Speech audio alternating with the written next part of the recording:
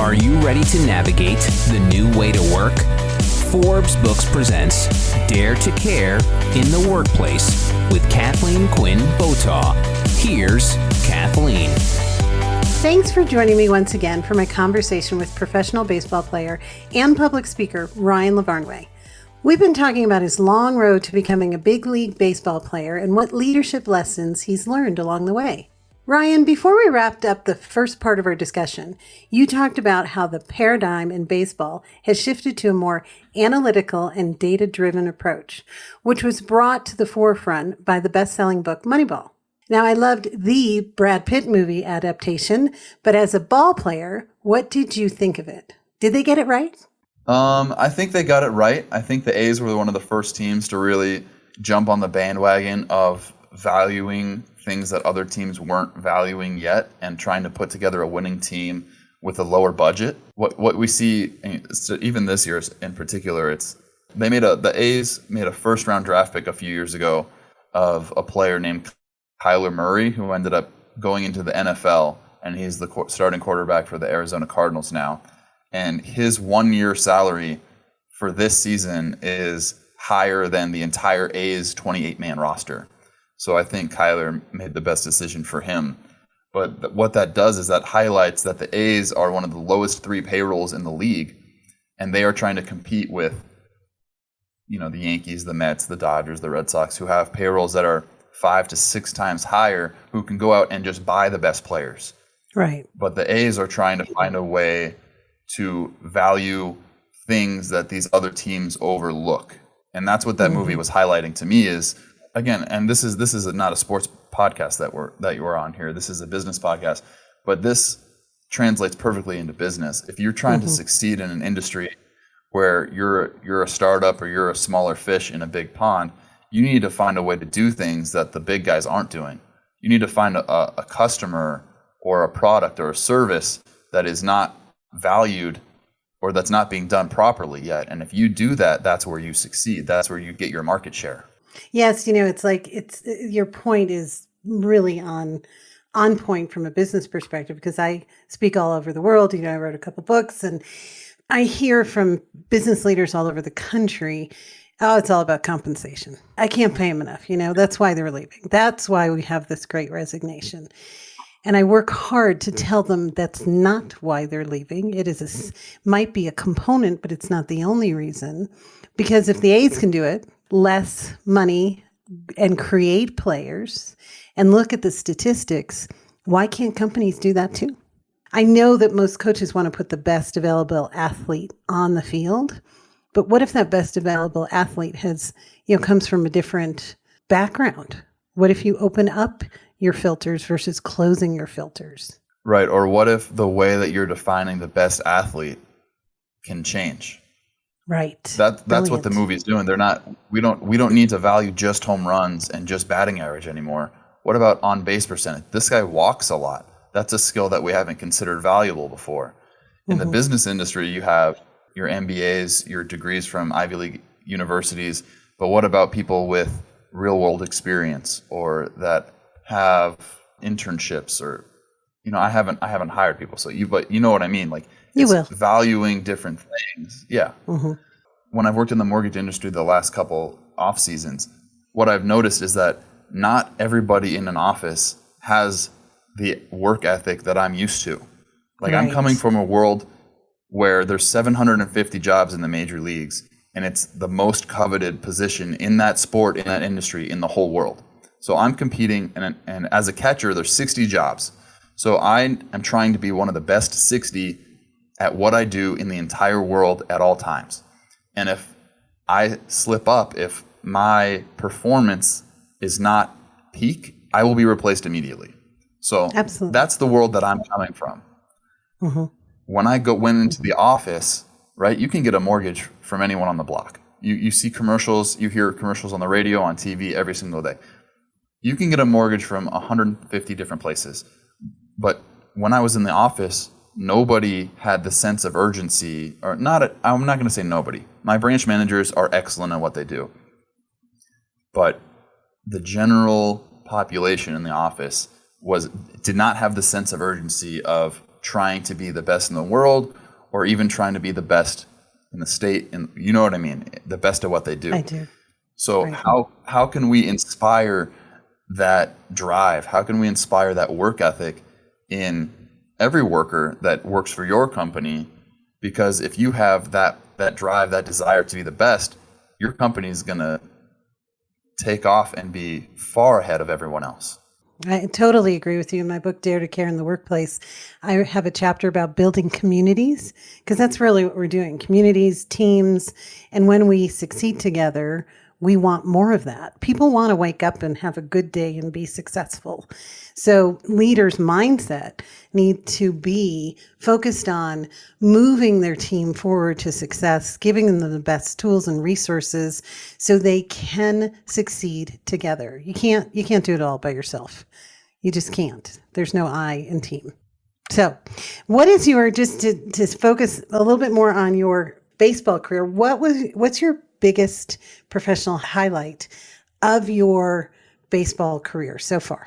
My biggest personal highlight was when I made my big league debut with the Reds. So I had been in the major leagues for parts of 6 or 7 seasons before this, but I had not played for the Reds yet. It helps to have a little background on where I was at the time. I had been playing for the Yankees in AAA, and I had been playing poorly. I had torn my oblique, so I was coming off an injury. I ended up getting released by the Yankees, so I am out of a job. I did not ask for a trade. I was told by the Yankees, we don't want you anymore. Thanks, basically. And then the Reds had an injury the same day, and I ended up in the big leagues with the Reds after being released from the Yankees 24 hours before. Wow. Talk about falling upwards, right? Yes. So I go to the Reds, and again, I've had not a good season so far. I'm coming off an injury, and I have my best game of my entire life in my first game with the Reds. I ended up breaking the Reds' debut record for RBIs, and I had the best game offensively by a catcher since Hall of Famer Johnny Bench in 1974. That is my personal highlight. But as a team, as a group, in 2013, when we won the World Series, nothing tops that. And to me, that was the culmination of an entire season of the entire group's effort and the entire city really standing behind us after we had the Boston bombings happen that year. Yeah. And that team meant so much to that city at that time. Outside of like a one personal day highlight, winning that World Series, nothing will ever compare to that. And Boston, I love the Boston Red Sox. Sorry, everybody, if you're upset because I'm in Colorado, but I do, because I went to Emmanuel College right on the Fenway, and we loved the Sox. There is this amazing, passionate relationship. If you're lived in Boston for any period of time, going to Fenway Park is an amazing experience, almost like religion. It is. If you love baseball, you have to go to the Fenway Park. And it's just the relationship between Bostonians and the Red Sox is just mythical. That was a great moment for a lot of us. So that's awesome. Tell us about being in the Olympics. Oh, man. That's something that I never thought I'd get to do because baseball hasn't even been in the Olympics since 2013. It's really, at this point, it's not as global of a sport. It's kind of located in Asia and North America. But when the Olympics were in Tokyo and they are baseball obsessed there, I didn't realize that the Olympics is kind of like a college curriculum. Did you know this? No. They have their main stable of sports that are in it every single time. And then the home country gets to pick 4 electives. Just like in college, you get to pick electives. So the host country gets to pick 4 sports that are not in the core curriculum per se. And they get an automatic bid in those 4. So typically the home country, the host country, will pick 4 sports that they're really good in and that their own nation thinks is very popular. So Japan obviously chose baseball and softball as 2 of those sports, so baseball was back in. My relationship with playing for Team Israel on their national team really started back in 2016 when an expatriate that grew up in New York moved to Israel and saw that there was only one baseball field in the whole country. And most of the players that played were also expatriate kids of people whose parents had moved there. And he thought, if we can find a way to get a national team going, we might be able to build popularity for this sport. So Major League Baseball started hosting a tournament called the World Baseball Classic that had that same goal in mind. For that purpose, they eased the entrance requirements for each country. So if you didn't have to have a passport for that country like you do for the Olympics, you just had to qualify to be able to get a passport. So in 2016, this guy, his name's Peter Kurz, he said, well, any person that's Jewish, has a Jewish wife, a Jewish parent, or at least one Jewish grandparent could become a citizen of Israel if they wanted to. So that means they can play for our team in the World Baseball Classic. So he goes out there and gets all the American Jews, says, hey, let's play for Israel in this World Baseball Classic tournament. And we did. In 2016, we had to play in a qualifier to play our way in. We won the qualifying tournament. We went to the World Baseball Classic. The first pool for us was in Korea. We won that pool. And then we went to Tokyo for the second round. We ended up getting 6th in the world. And at that point, since baseball was not in the Olympics yet, that was the most prestigious baseball tournament in the world. And we came in 6th, and people were freaking out. We were like a big Cinderella story all across the world, if you remember this from 2017. Mm-hmm. And then he gets it in his mind and says, hey, let's try to do this again for the Olympics. Are you guys willing to come to Israel and get your citizenship, become dual citizens? And everyone was like, for the Olympics? Let me think about that, of course. It's a yes question. So we all got our, it's a yes question. So we all got our citizenship, and then the route, because baseball is not such a global game, Israel actually had an advantage, I'd say, in getting into the Olympics, because the Olympic tournament for baseball only had 6 teams. And we had come in 6th in the World Baseball Classic, but that might have been a fluke. You never know. But in order to get into the Olympics, they had 1 team representing North America, 1 team representing Asia, 1 team representing all of Europe and Africa, and then 2 at-large bids. So to get the bid to represent all of Europe and Africa was probably the easiest spot to get. Mm-hmm. And that happens to be where Israel is located. So I ended up missing the qualification tournament because I was still here in America playing pro ball. But they ended up beating Germany and South Africa and the Netherlands and all these other countries that are not baseball powerhouses either. But even to get into the Olympics was like a huge, huge, huge feat. And it was just unbelievable to be able to go. That was a lot of background information. Sorry. That's great. So then we actually get to go, and it's the COVID Olympics. No fans. You have to wear a mask. In the dining hall, there's plastic partitions between every seat in the entire dining hall. The only time you really got to spend time with other athletes was either in the dining hall, around the partitions, or at the gym. But those ended up being my 2 favorite activities, my 2 favorite places to be in Olympic Village, because seeing the other athletes was the highlight of my trip. Of course. Like, we got to go to the stadium and play baseball in an empty stadium, which was cool. And, and play for something that mattered. That was one thing. But when I grew up watching the Olympics and wanting to be a part of it, we watched gymnastics and ice skating and track, right? I didn't watch baseball in the Olympics because it wasn't in there. So right. I wanted to see the other athletes and the best in the world at what they do, and watching them, especially in the gym, watching them do what they do behind the scenes to be the best in the world. That was the highlight for me. That's so cool. What an accomplishment. I mean, what a thing to carry with you throughout your life. And you know that faith is a big part of my life. I understand it's a big part of yours too. Why is that? I think it's important to believe in and work towards something that's bigger than yourself. Mm-hmm. I mean, if it's all about you, then it's pretty shallow and pretty meaningless. But if you have a bigger purpose or a bigger goal in mind, and having something spiritual, I think definitely helps with that. That's beautiful. We really share that in common. I love that about you, along many other things. So, hey, tell us what's next for you. Like, I know that you've talked about speaking. I might have stoked, the fire there a little bit. You've talked about writing. You could do anything you want after you decide not to play baseball, whenever that might be. So can you help us understand what your vision is over the next 3 to 5, 10 years for you and your family? That's a great question. And that was a very scary question for me for a very long time, because I never wanted to do anything other than play baseball. I know. Now that I have a newborn daughter, the traveling all over the country and picking up on a moment's notice is a little bit harder to justify. So as I look forward, harder to do too. and harder to do. Trust me. And I got traded when my daughter was 9 days old, and it was a total logistical nightmare. Thank goodness my parents were there.